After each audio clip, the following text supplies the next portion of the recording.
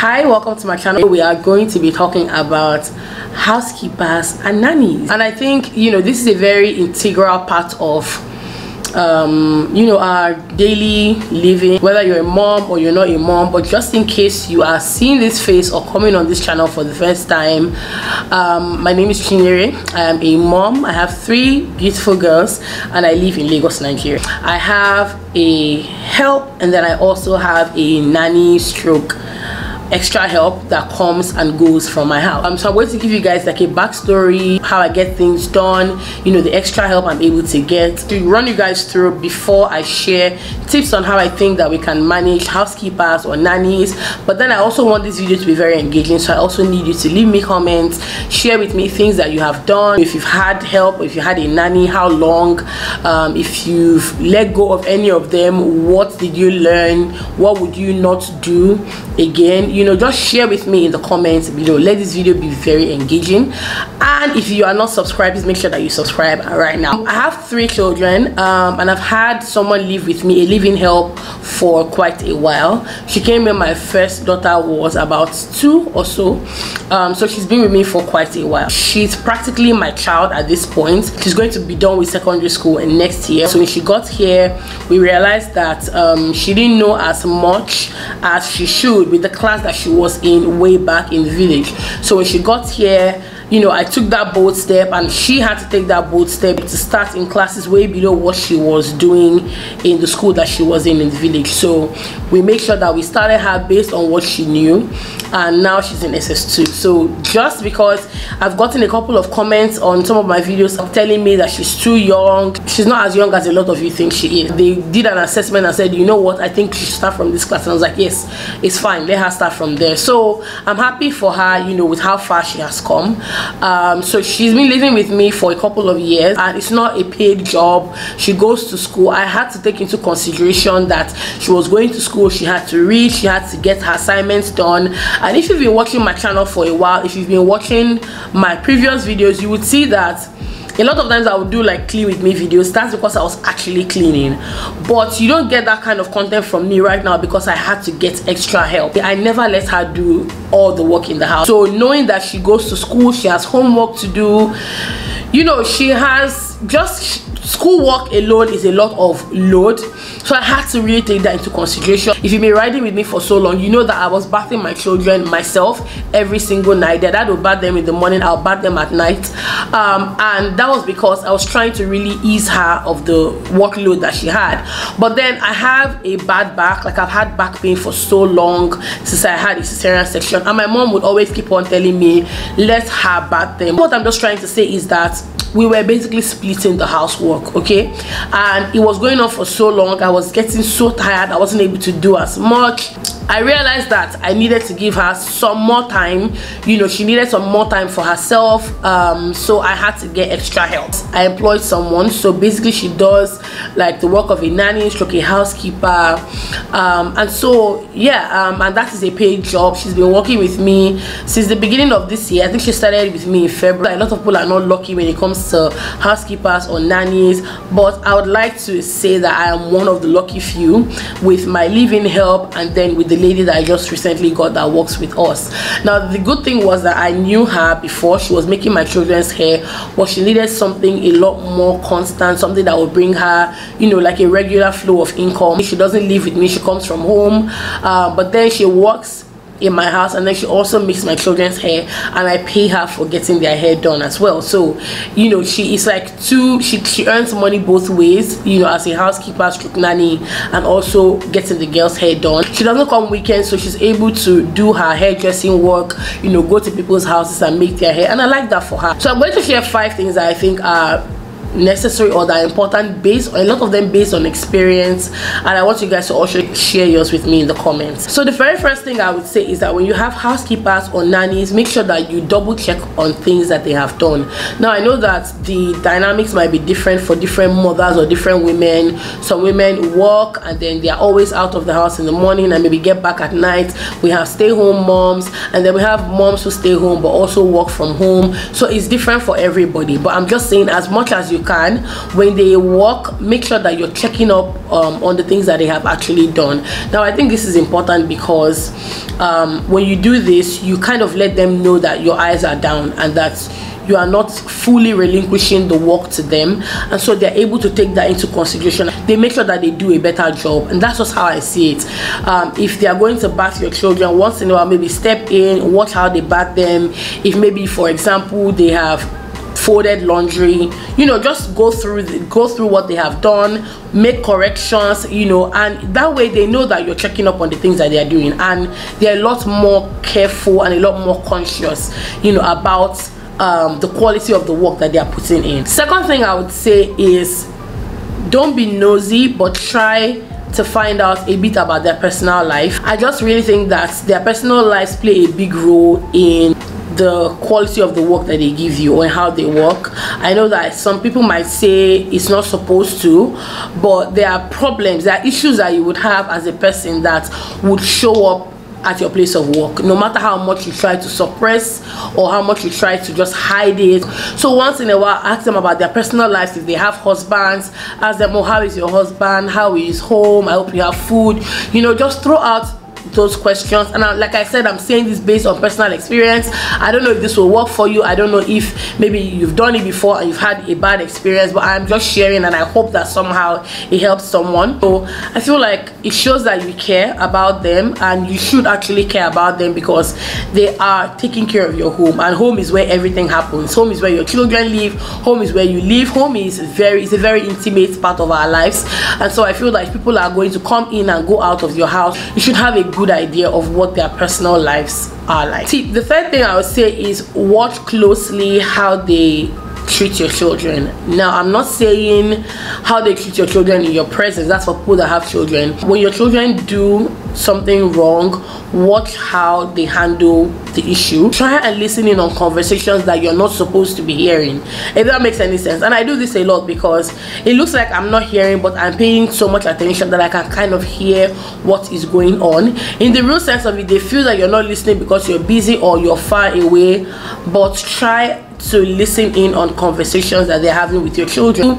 It might not give you a completely detailed idea or a true definition of what the relationship is like between them. It will give you a rough idea of how they will treat your children when you are not there. And even when it looks like you're not listening, give an input, so it looks like you're present, it looks like you are aware, it looks like you are interested in what is going on. Another thing that I'll also include is, which is the fourth tip, is if you have children, try as much as you can to ask constantly about how they are treated. And I know that it might not be a daily thing, maybe an every other day, but try to keep up to date with care that they are being given from this person or these people. And I think it's important because you want to be able to meet whatever it is when it's still fresh in their memories. You don't want to give it like a few days where they've forgotten about it or they've kind of dealt with it within themselves. So I think just being up to date with how they feel and how your children feel about this person or these people. You know, there are times when things will happen, I might not be able to address it at that point in time, but I make a mental note to address the situation later on, to ask my children, okay, so when this happened, what did she say, what did she do with me? I remember her making the children's hair. I wasn't supposed to be listening in, but I heard their conversation. They were just like little words of affirmation, like, you know, you're a good girl, and then they were singing. And I know that that's not enough information, that's not enough to let you know, but it is something to work with. And it just made me feel good, it made me feel happy, you know, that was happening, because she didn't need to do it. Like, she could have just made their hair, she didn't need to do it, but she did it. So another thing that I'll also share is to ask them questions once in a while. Ask them how working with you is like. Do they enjoy working with you? Is there anything going on in their lives that could potentially affect the way they work, or just affect the way they, you know, handle things on a day-to-day basis? And I agree that sometimes some of these answers may be tough to hear, because I remember doing the same thing with this same lady that works with me, and you know, she was now, you know, talking about how her house is a bit far and she has to, you know, go all the way from so place, and then she was living in a farther area, and then just by asking her these questions alone, she was able to fully download her problems to me. And I was like, why didn't you let me know this from the beginning? So she talked about how she lives so far away, which I knew about initially, and even though we had discussed a pay, and I was so uncomfortable with the fact that she was coming from way too far, and if I calculate how much I'm paying her and how much she is spending on transport fare, it did not make any sense. So I definitely had, personally, I had to make an increment, you know, and increase how much I was getting her paid from what we had discussed. And so when I asked her this question, she was able to just explain everything to me, and she talked about how she was coming from all the way, and then she was thinking of moving, but they didn't have money to move, and then because they're moving and then they have to pay like a full year's rent, and they couldn't afford it. And I was like why didn't you tell me this? If I didn't ask you this question, you wouldn't have told me all of this, and you just keep on struggling. And on a day-to-day, I feel like I want them to be happy when they are working with me. So I know that I can't fully get them there. You can't fully like solve a person's problems, but you can try as much as you can. And so, you know, we kind of worked around it, and she has finally moved to a place closer, not as close, because I really want a situation where if she's going to be working with me, I want her to work closer, where she's really able to save as much as she can, and she doesn't spend as much on transport fare. But it's a lot better than it was, because she eventually was able to move with her husband, and they moved to a closer location, and I was able to like give them things to like start up, you know, like cutlery, plates, you know, a few home decor stuff, a few home things. And that made me happy to know that she was able to voice out how she felt. And I know that it will not be the same with everybody, it will not be the same, but I think on your part, you know that you have done something by asking that question, and you know, just expecting that they would, you know, throw something out. When it comes to like housekeepers and nannies, people have different opinions and different point of views about this, but I would say do what works for you, do what feels comfortable to you, but do not try to impose your insecurities or your way of life on someone else. Everybody would mother differently, everybody would handle their lives differently. You know, our experiences are going to be different, so let people do what they want to do. Because there's this thing on social media about Nigerian mothers getting help, and mothers that stay abroad not being able to get help, but being able to, you know, do all the things that they need to do. And that's a story for another day, because it's such a funny discussion how people that go abroad, you know, start to say, oh, I have come across a couple of weird videos where people are like, oh, but we down here, we don't have help, we don't have nannies, but we're doing the work. I'm not supposed to do the work for you, you're supposed to do the work yourself. You took yourself, you took your bag, and you decided to move to the abroad, knowing that you probably cannot afford to get a nanny or a caregiver or a housekeeper or whatever, and you went abroad. So you have to face the life that you chose the life, okay? And if people down here can afford to get all of those, why not? So one thing I want women to know is don't feel uncomfortable getting as much help as you can, okay? Everybody has their limits. Do what is within your power. We're all different, we are created differently, we all have our strong points, we all have our weaknesses. So do what feels right to you, do what feels best for you. Life is already difficult in itself. Living, like being alive, is tough, okay? Fending for yourself on a daily, fending for a family on a daily is not the easiest thing in the world. It is difficult. So as much as you can, get as much help as you can, delegate as much as you can. Don't let anybody make you feel guilty, don't let anybody make you feel bad. The whole idea is to make life as easy as possible for you. And I don't know, if you're not going through life thinking of that, then I don't know what you're doing, because we want to live life, we want to enjoy life, we want to be as comfortable as possible. And so I think that as we get up every day, go about our daily chores or our daily duties, or go to our places of work, the whole idea is to try to make life as easy as possible for you and for your family. So if it means getting help, if it means delegating, please do it without any guilt at all. Don't let anybody guilt trip you.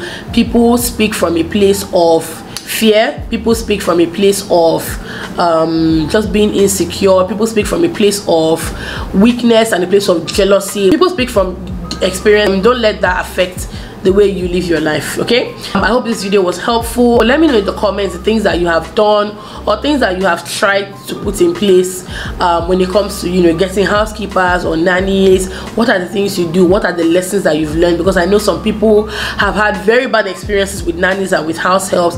Let us know the things that you have gone through that you wouldn't want another person or another woman to go through. But don't forget to subscribe, give the video a thumbs up, and leave me a comment. Like I said, I will see you in my next video. Bye.